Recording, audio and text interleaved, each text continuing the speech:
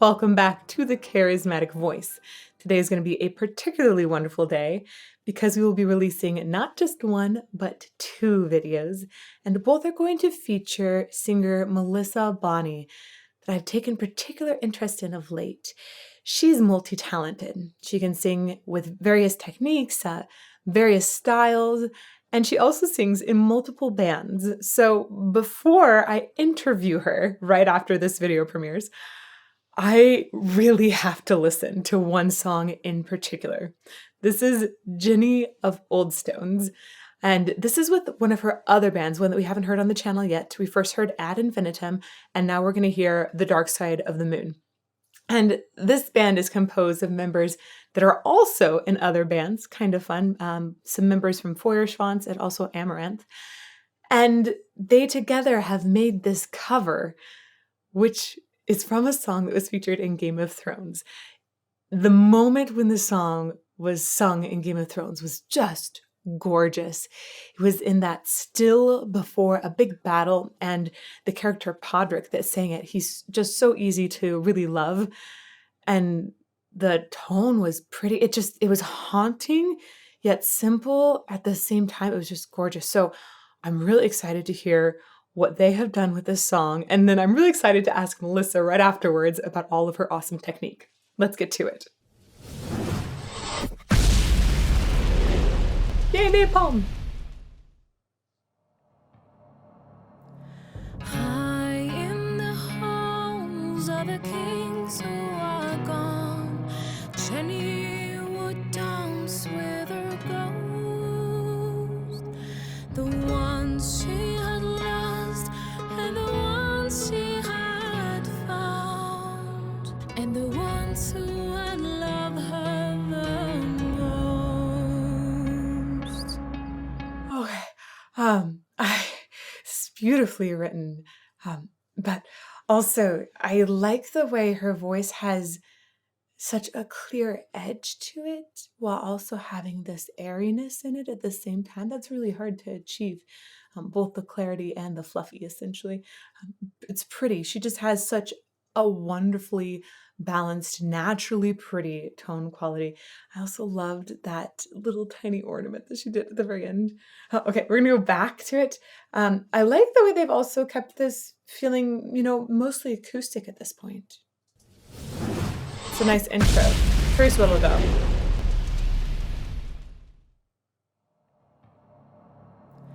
High in the halls of the kings who are gone, Jenny would dance with her ghost. Really cool side The moments too. ones she had lost and the ones she had found, and the ones who had loved her the most. So it's really cool. She has a couple different moments that she does those really fast ornaments. They're super fast, and almost subtle. Sometimes when people do ornamentation, they draw all the attention to it. And the way that she's doing it here, it actually feels like ornamentation, like meaning that you've just kind of decorated it a little bit, but you're not being like, hey, look at all of the sprinkles on the cupcake. You're like, it's still a cupcake, right? So I like the way that they're so fast, which is difficult to execute, but so tasteful at the same time. Okay, we'll go back a little bit so you can hear that last one more time. I love her the most. The ones who've been gone for so very long, she couldn't remember the names.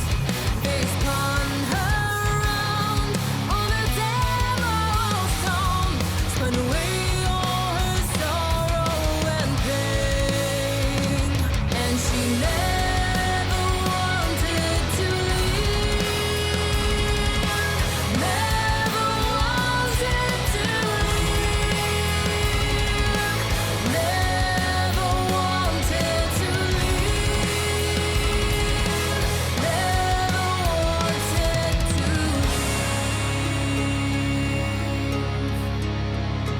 leave. So I like she added a couple of layers in there too, which were really nice to just give it some more sort of like thickness in the sound. it works really well to have this kind of epic feeling behind it, right? I kind of dig that. That makes sense for the song and especially for the battle to come. You're like, oh yeah, that works. And additionally, I just think she sings. It's like she's not singing in a huge range here, but everything she's doing in it is done really well. She's always connected to her breath. Her words are always extremely clear. The timbre is always continuous.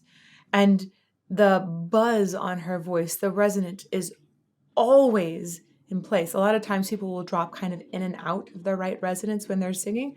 That means that she's aligned all of her vowels so that they have essentially like a similarity in placement, which is tricky. It's really easy to gloss over singing a melody like this that isn't like it isn't like got crazy harmonies in it or something like that. She's done some pretty ones there for sure, but it's easy to say like, oh, that was nice. But if you look at all of the little tiny details that she's done in there and how well she executes something that is simple, it's just really beautiful. Very tasteful too. I want to go back. Oh, I also love the way she didn't lose that same clarity and buzziness in the sound that she had in the beginning from when she was kind of airy in the tone quality. Here, she's obviously like brought a lot more power into it, and there's a little bit less airiness that continues to come through. And we would call that essentially that she has engaged the core of her sound the whole time. When she's singing quietly, she still has the core in her voice, and a lot of times people lose that core when they're singing quietly, but I hear it just continue right into the slaughter parts. They spun her round on a devil's stone, spun away all her sorrow and pain, and she never wanted to leave. The voice is always present. Never wanted to leave. Never And it's good phrasing, it's good breath.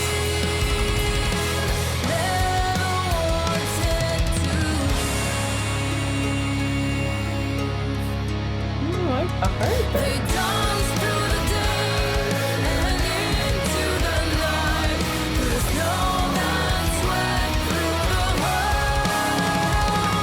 The winter to summer and winter again, till the walls did crumble and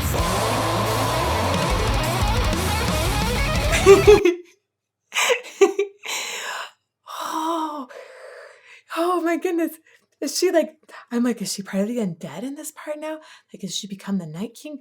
Like, or the Night Queen? Ooh, Game of Thrones references, maybe she's a monster head. But anyhow, that was so interesting because I heard it sounded like a layer that was some more subtle scream, or the way it was layered, it was much softer before. And I thought, is that her that is layering in those screams too?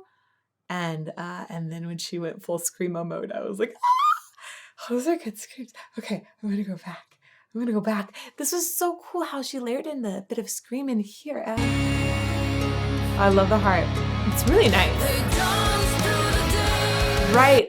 Right there. When she gets to this, they danced through the day. I think they danced through the day. Right there is where we start to get that scream on the sort of like bottom layer. And it just starts to sound disturbing at first. But even when I was listening to it initially, I was like, wait, yeah, that's there. Interesting. They dance through the day and into the night, through the snow that swept through the world.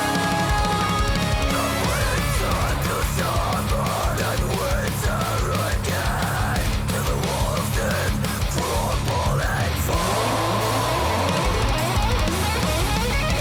Oh, and in that scream, she's also got like both a feeling, she's got some different areas of frequency that she's essentially hitting. There's like a little bit of lows and highs involved in it, which gives it a feeling like of a thicker sound overall, which is really cool. Ooh, she's good at that.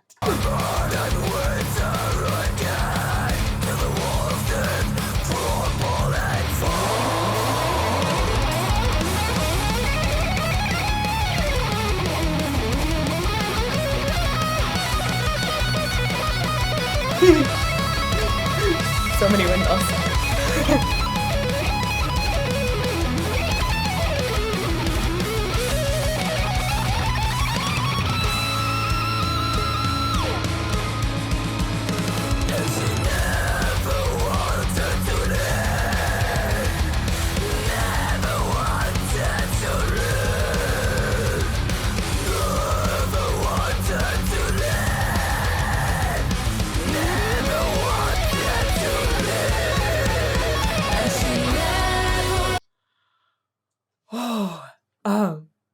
I feel really, really interested in the story direction of this too.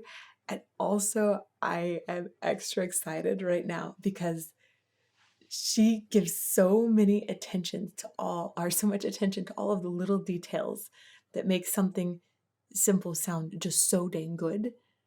Hey, I'm really excited to talk to her about how she's worked on her growls now and discuss like how she does those so that they're not affecting her clean singing at all. Her clean singing is pristine. It is just such a beautiful balance of so many different tones in it. And it's amazing that she still has that cut to really power through metal. And she's generally singing in like middle low pitches for a female voice. And she's got that cut, yet also like there's a certain suppleness in the sound. It's just like I said, this beautiful balance of tones. But you have to have cut to be able to get through so many instruments and metal. And so it's beautiful, just like super beautiful to hear the way she's found the cut, but held the, just maintained so much additional beauty in the voice besides that. And then she keeps that while she can go growl and then clean singing and then growl and clean singing. Okay, so I'm very excited to talk to her about how she's trained because it's a beautiful sound. So the storyline in this is incredible. It looks like our harpist here, she's in white and Melissa's in black. So I keep thinking, oh, is Melissa actually like playing some sort of dark character? Maybe, possibly. And then is Jenny of Oldstones, is that maybe the character that we're seeing in white here, the harpist? I don't know. But you had them following, Melissa's character following harpist up here. And now I'm intrigued by the storyline of this video. Like, is this something else? So let's go back and keep going.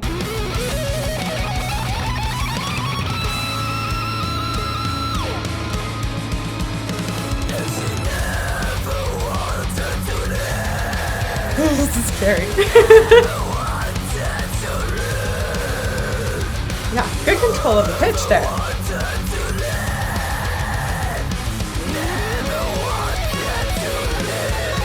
You can really hear that she's phrased that kind of in a similar way that she was phrasing her clean vocals, where she's thinking about long lines. And you can tell that she's put the phrases like not just as never wanted to leave, and she never wanted to leave, but she's rather combined two of those. She never wanted to leave, and she never wanted to leave. And you hear in the way she's pitching her harsh vocals that they go up on one phrase and then down on the other phrase. Elongating your phrases like that is, it shows a lot of sophistication, essentially, in musical knowledge. And it's almost classical in nature. I'm going to go back one more time. Listen to the way she shifts the pitch there. I like this outfit.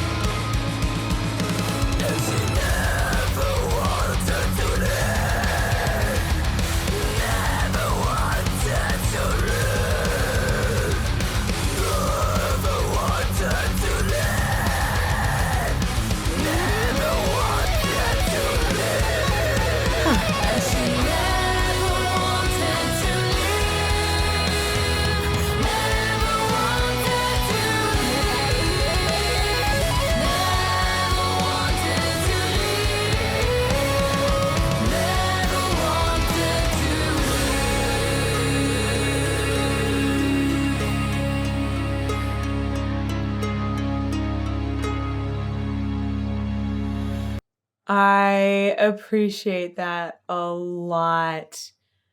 A lot, a lot. So it wasn't, I felt like maybe she was essentially a predator with a black. I love the way she was actually just saving. That was unexpected to me. Really, really good storyline there. And again, I think that this layering with the harsh vocals in the bottom and then the full, like there's some more clean vocals on top.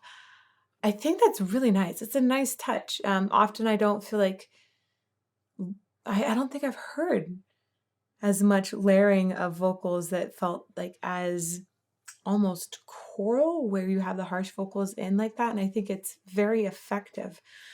It's cool.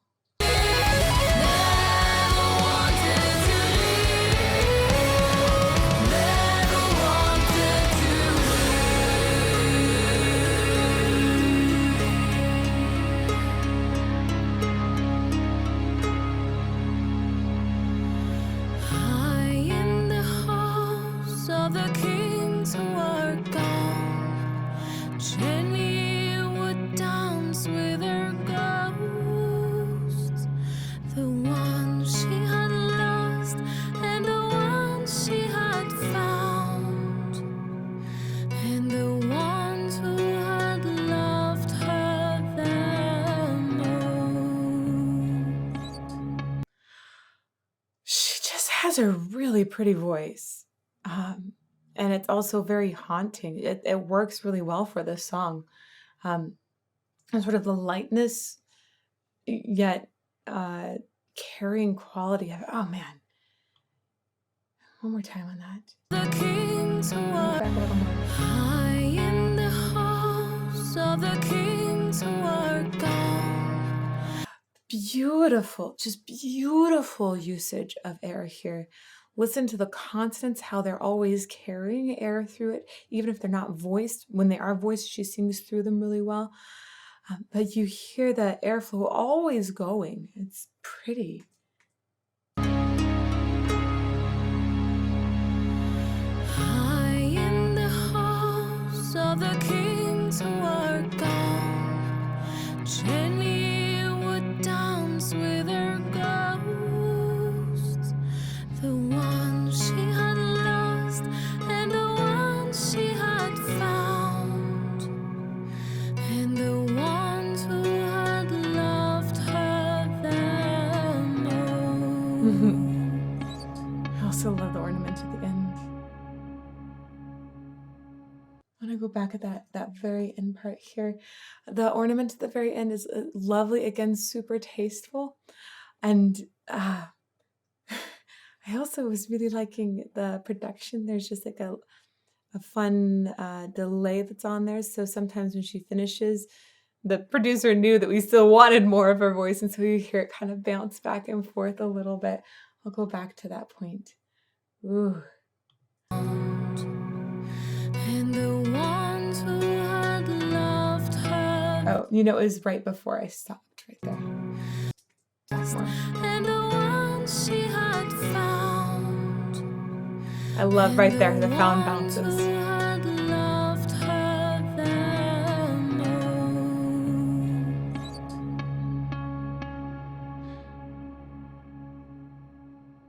I don't want her to stop singing.